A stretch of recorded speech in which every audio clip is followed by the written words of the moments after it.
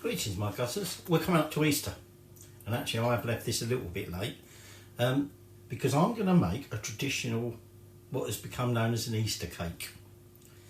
Wouldn't strictly speaking an Easter cake start with, but that's what we tend to associate it with, that and Mothering Sunday.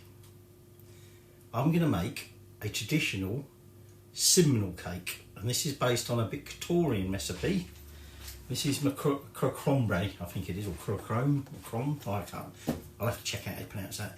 But anyway, this is her Victorian recipe for a Simnel cake. Now, this cake uses yeast. And so, I've got in here, I had to transfer it to a jar.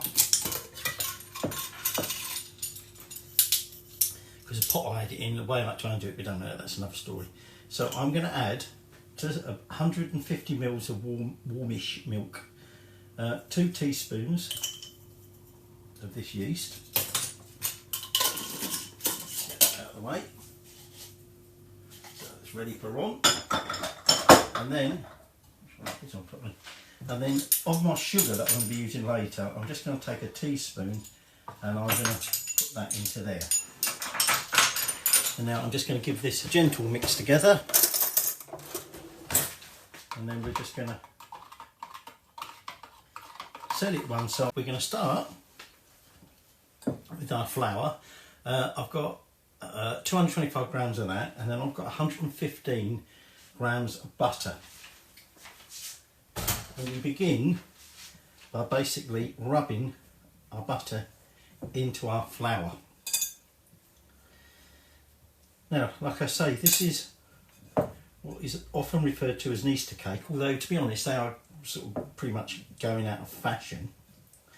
But it was a cake that actually was made during Lent, and it was served up on what was known as Mothering Sunday. Now this gets a bit confusing in the UK, probably does in America as well actually. I'll come to that, because Mothering Sunday is the 4th Sunday of Lent. Yet we had Mother's Day in the UK a good few weeks ago. In fact, I think it was before Lent even started. So I thought, well, that's a bit odd. However, Mother's Day is not Mothering Sunday, even though Mother's Day in the UK in particular is always on a Sunday. They are 2 different events entirely. Still got a few little nuggets in here just to mix in, so I'll just carry on with that. But yeah, these are 2 different events. And Mothering Sunday, to which this cake relates, was the Sunday in which everybody was expected, I mean everybody was expected to go to church anyway, but in particular on Mothering Sunday everybody was meant to visit their mother church. So when we refer to Mothering Sunday, we're not referring to the celebrations of your mum. And by all accounts, back in Victorian times when these cakes were made, Mother's Day didn't exist in the UK, but I believe it might have been something that they'd started doing in America. So if that's right, we Brits thought it'd be a nice idea to also have a Mother's Day. So anyway, this cake is for Mothering Sunday, and one of the arguments for it was at a time because people were expected to be in the church and they could well be there quite a while, so you fed them. And this cake, even though you technically speaking you might have given up certain things for Lent, you sort of were allowed to indulge in some Simnel cake because it was deemed okay. There's some other little things we're going to do with the Simnel cake which fits in with all that. Anyway, I've got that all crumbed in there. So it's now time to get our other dry ingredients in there. I've got 70 grams of candied peel. Now, the recipe actually calls for 35 grams of candied peel and 35 grams of candied citron. Well, I can't find that anywhere, so I'll just put double the amount of candied peel in there. And then we've got here some currants or sultanas. I think I've got sultanas because I couldn't find any currants, I think. And in there we're going to put 285 grams of them. And then I've got sugar. She doesn't specify what sort of sugar, but I'm using cast sugar. It tends to be all I have in the house. How much of that we got? He says try and see easily. 340 grams of that. So in that goes. And then I'm just going to sort of gently mix that together. Now we're going to add some ground cinnamon and some ground nutmeg. And the only other ingredients is that yeast and the milk and 3 eggs. Now she specifies in her recipe 3 small eggs. Well, unfortunately I've sort of only got large eggs, so hopefully it won't be too much egg. Right, that's got that mixed. I'm just going to wash up my hands, have a swig of coffee, and then we'll put them remaining dry ingredients in, and then hopefully by then our yeasty milk is ready. About 1/4 teaspoon of ground nutmeg, and then ground cinnamon. We want 1.5 teaspoons. So that's half. What did you say? That's 1. And that's 1.5. So now I'm just going to mix all that through.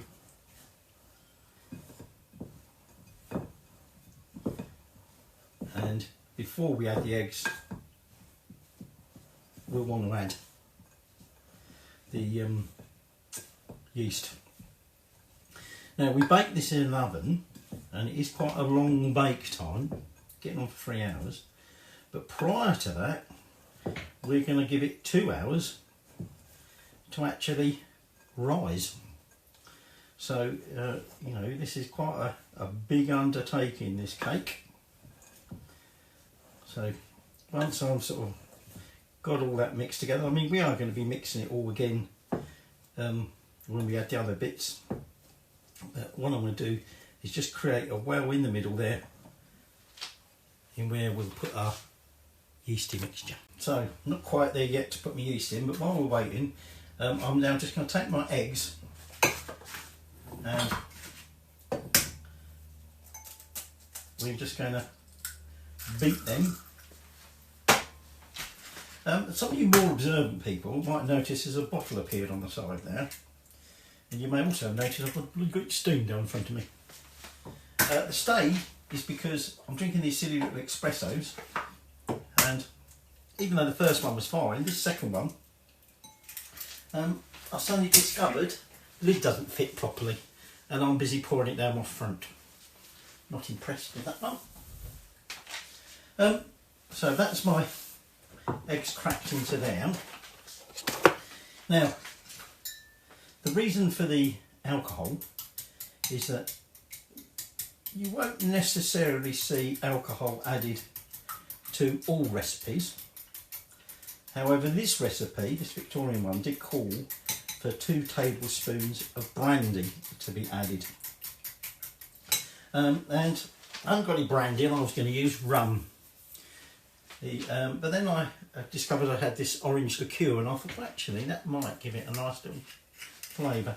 So, sort of breaking a little bit of tradition, I'm going to add 2 tablespoons of that orange liqueur.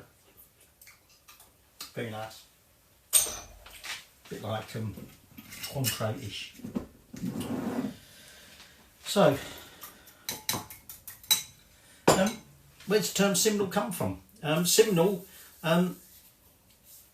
is actually derived from a Latin word, similar, which represented flour, but not just any old flour. This was the finest and whitest flour available. And in medieval times, when they made these yeast leaven breads, because this sort of goes back into that time of medieval times when they were starting to make leaven bread with yeast, and also sometimes they might have put things like milk and eggs in it, enrich the dough. It was those special cakes made with this finest flour that were that much better. And so that's where the word Simnel comes from. It is essentially a nice rich fruit cake packed full of different fruits, and traditionally, although this again is a little bit iffy, may or may not be that traditional, but you would have a layer of marzipan in the middle of the cake, and you decorate the top with marzipan. So we're going to be doing it like that. But prior to that, I just need to get myself sorted so I can get that yeasty milk in there. In goes our yeast mixture.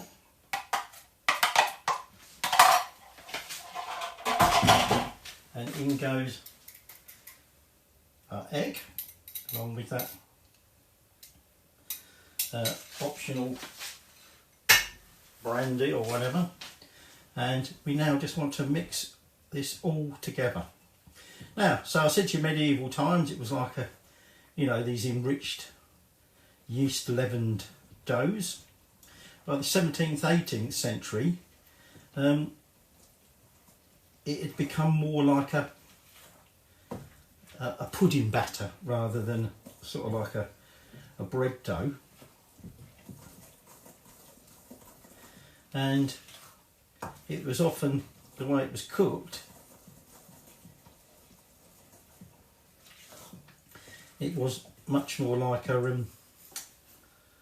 what do you call it, a spotted dick, as we might call it in this country.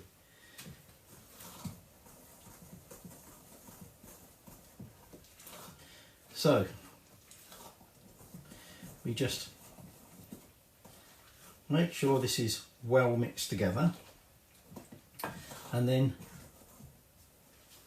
we're going to cover it and we're going to leave it in a warm place for 2 hours to get a bit of a rise from it.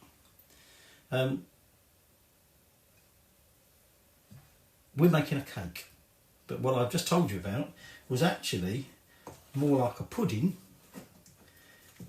which was possibly boiled, and then it was encased in pastry, and then decorated once it got a nice hard crust on it.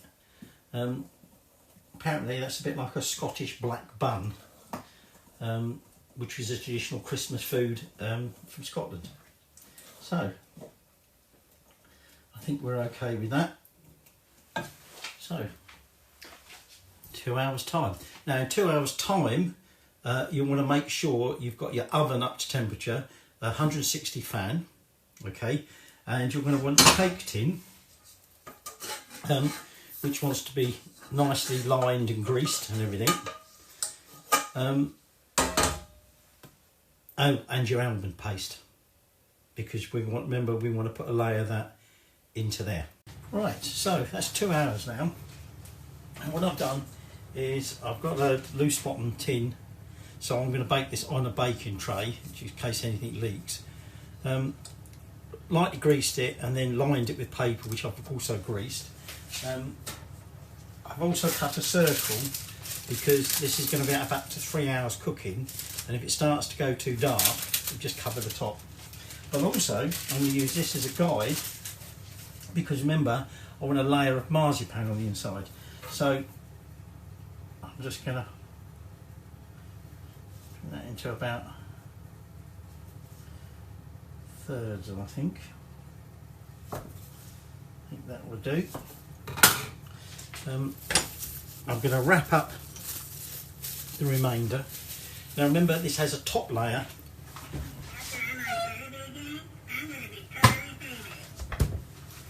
Can't talk to me again. It does that every time you go in the fridge. Remember, this is going to have a top layer of marzipan, plus we're going to be decorating it in a traditional style, which is where, actually I might want a little bit more marzipan than that. I also might need to lightly flour this, I think.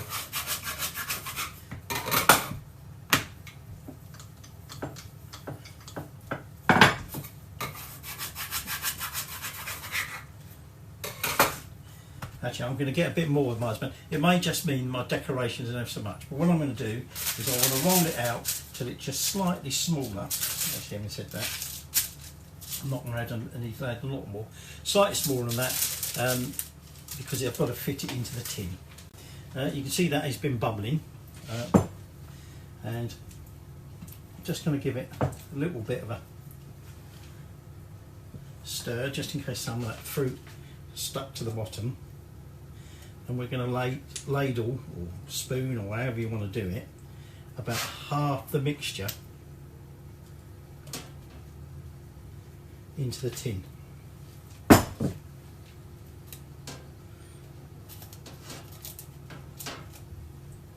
Half.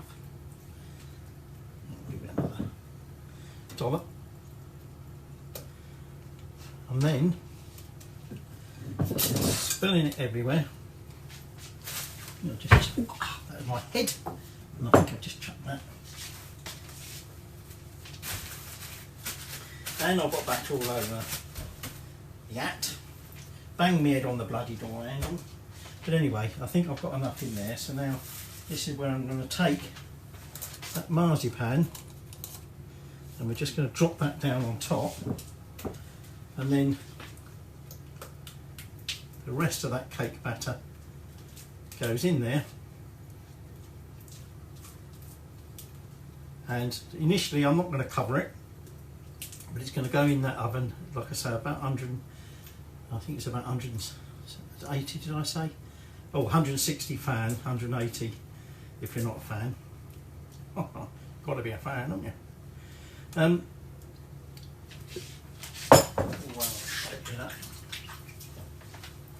That's going to go in there, and like I say, it's going to be anything from 2.5 to 3 hours.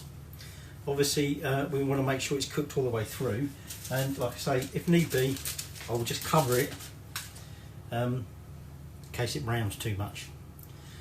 So, see you in about 2.5 to 3 hours, or by the magic of this, in about 30 seconds. I've taken that out of the oven because even though I did have that well covered, and I did check several times, it has started to catch on top now. I also think it may have caught around the outside. I've checked the skewer and it's cooked. One way to try and avoid that, particularly when you're long baking like that, is to cover the outside of packing paper, and I should have perhaps done that. But what we're going to attempt to do, that's 2.5 hour timer, so it didn't need 3, 2.5 and it's done. And what we want to attempt to do, now I need something to stand that on, to lift the cake out or transfer it to a wire rack to let it thoroughly cool. Now because it's domed like that, and also because the edges, where it's slightly split there, don't look particularly nice. When it's cool, I'm going to just trim the top so it's flat, and then we'll do a final decoration.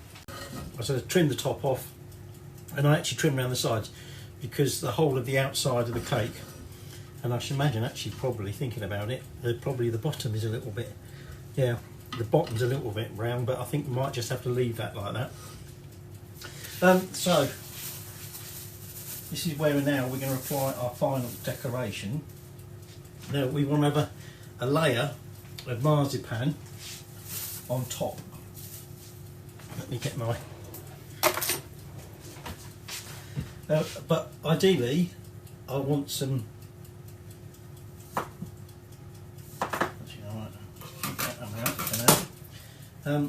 I want some because quite often traditionally this would be decorated with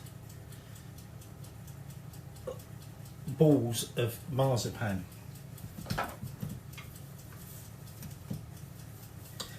Oops. Start to crack a bit. I might have to add a bit more, I think.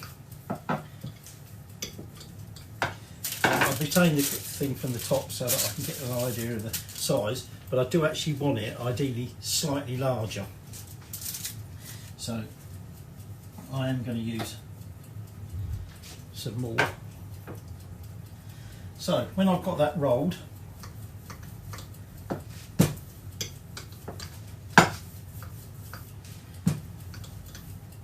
I'm going to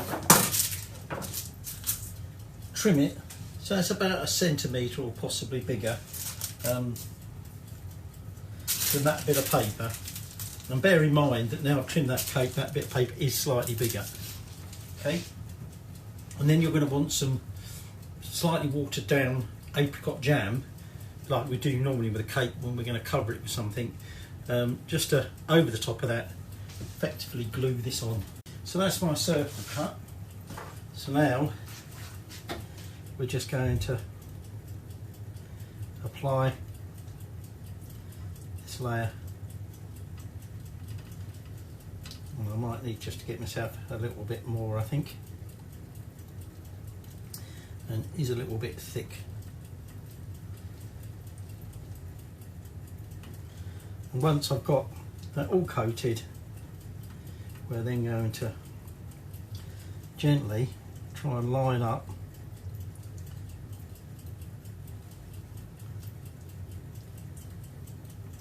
that marzipan with the top. So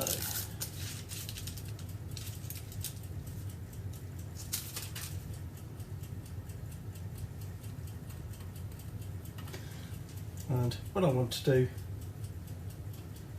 is just go round, and probably this is where it might have been a bit more helpful to have a turntable, or have it on a turntable, is I'm just going to crimp it.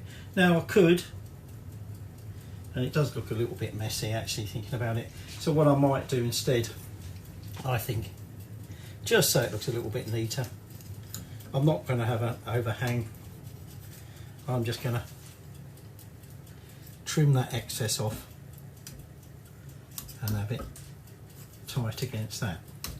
Now the traditional decoration is 11, or you can sometimes do 12, but the reason it's 11 is because it's meant to represent the 11 disciples, because Judas is left out, because Judas being Judas, hence there's not 12 disciples on here, there is 11, but sometimes there is 12 on here, and the argument being that's the 11 disciples,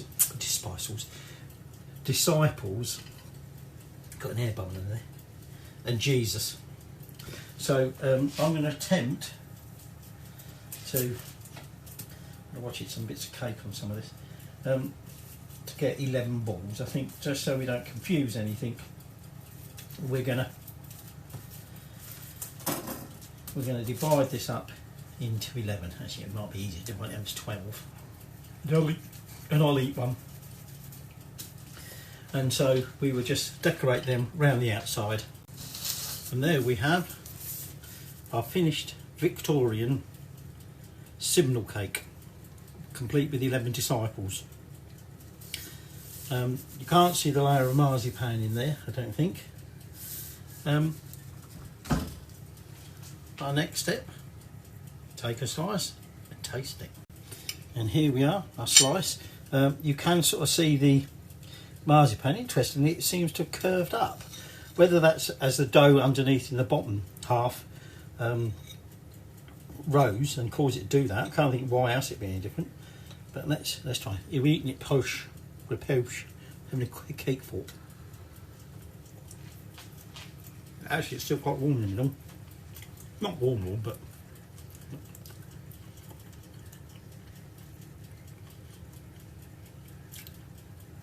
you get the almond taste, but I wouldn't say that the layer inside.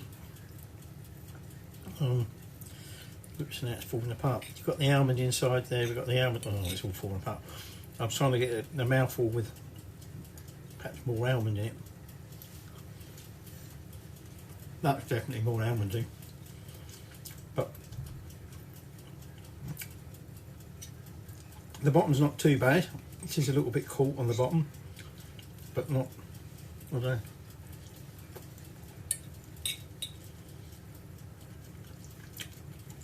It does look very dark, but it don't taste burnt. But there you go. That's my first disciple about to be eaten. So,